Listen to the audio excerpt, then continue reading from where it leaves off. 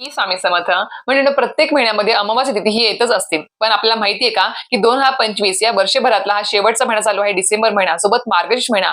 त्यामुळे या वर्षभरातली शेवटची अमावास्या खूप खास असणार आहे. कारण की येणारी अमावास्या जी आहे ती मार्गशीर्ष ज्येष्ठ अमावास्या असणार आहे. सोबत तिला दर्शवेळ अमावास्या देखील म्हटलं जातं. आता ही दर्शवेळ अमावास्या का नाव दिलं असेल? कारण की या दिवशी खेडोपाड्यामध्ये सर्व शेतकरी बंधू जे आहेत ते आपल्या शेतामध्ये जातात, ते नैवेद्य दाखवतात, धान्य लक्ष्मीची पूजा अर्चा करतात आणि सोबत एकोप्याने जेवण देखील करत असतात. त्या दिवशी कुठलेही काम करत नाही, फक्त आणि फक्त तिथे धान्य लक्ष्मीची पूजा अर्चा करून एकोप्याने सर्व तो सण साजरा करतात.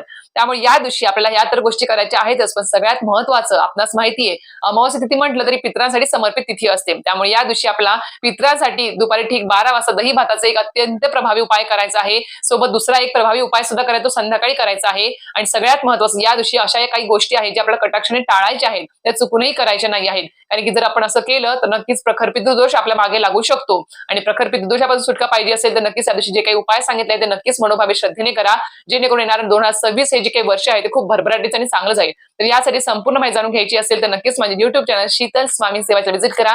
तर संपूर्ण माहितीचा व्हिडिओ आलेला आहे, लिंक तुम्हाला खाली भेटून जाईल. धन्यवाद. श्री स्वामी समर्थ.